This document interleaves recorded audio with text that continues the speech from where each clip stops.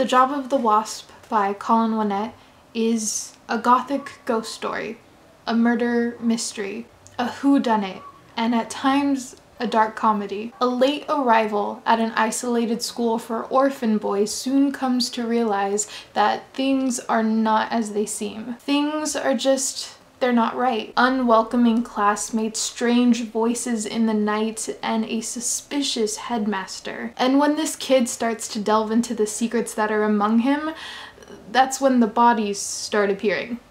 Dead bodies. It's great. At just under 200 pages, 191 pages to be exact, Colin Winnette has presented the reader with such a bizarre story. Right from the get-go, something is not right. Narrated by a young, unnamed boy, early teen at best, right? His voice is like nothing you'd expect from someone his age. A facade of speaking like he has everything together when really he's just as fearful and confused as any other kid growing up. Now, fear. Fear is something that runs through this so heavily, and I really wanted to read a passage from this book, and yeah, I did dog-ear my page. Don't judge me. Okay. I haven't been sleeping much, I said, because I'm fearful at night.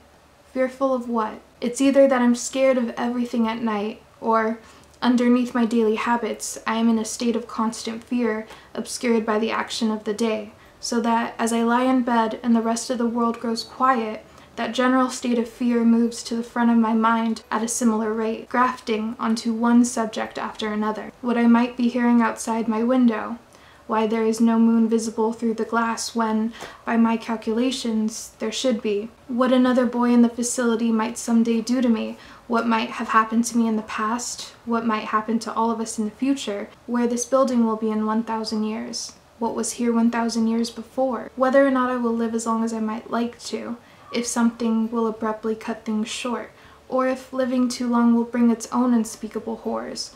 The list is endless, and because no item on the list represents on its own the actual primary source of my fear, it can't be reasoned away, put down, thought out, or fully dealt with. I can only cycle through the endless possibilities, exhausting each item before moving on to the next. This fear quickly escalates to paranoia, a nightmarish quality that has you along for the ride with the narrator, constantly questioning what is or what isn't real. As soon as you're given an answer to a question, 5 more questions will pop up to replace that question, and it's an endless cycle. All of these fantasy, suspicions, ideas, everything that's bouncing around in this kid's head, it's kind of funny. And when this story ends, you're left thinking, was this train.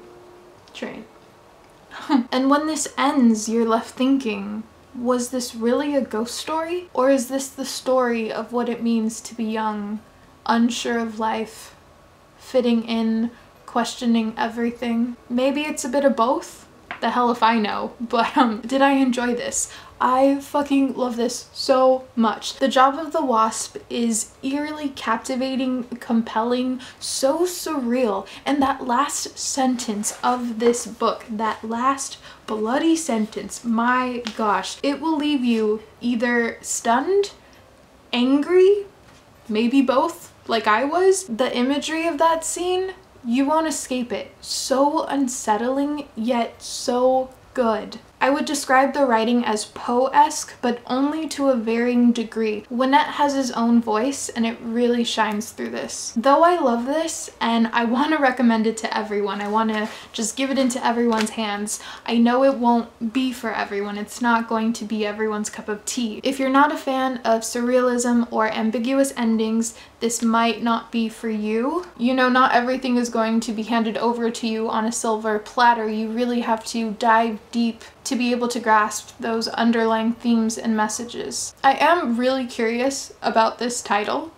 The Job of the Wasp. I want to sit down and ask Winnette what gave him the idea to call this The Job of the Wasp, because, I mean, wasps are terrifying. I am very fearful of wasps, okay?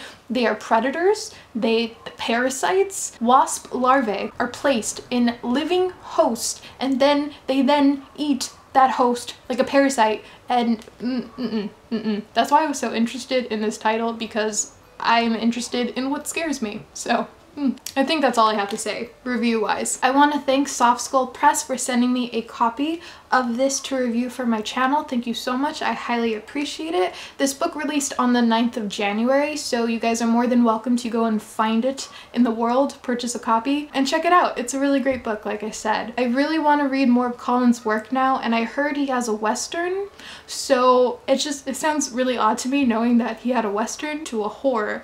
That's interesting, but I'm up for it. So once I find that, I will give it a read. For those that have read this, I would love to hear your thoughts down below in the comments. We can talk about it. And for those that haven't, I would love to get some recommendations on more surreal books that are ambiguous, you know, unreliable narrators. I've really been enjoying those type of books. So if you have any recommendations for that, that would be great. And I would love to see some of those in the comments below as well. I think that's all I really have to say for today. If you like this review, I would really appreciate a thumbs up, a like, thumbs up, like, same thing. If you haven't already subscribed, I would also appreciate that. All my social media links are down below, Goodreads, Twitter, Instagram, all that fun stuff. I hope you guys have a great day or night wherever you are, and I will see you in another video soon. Bye.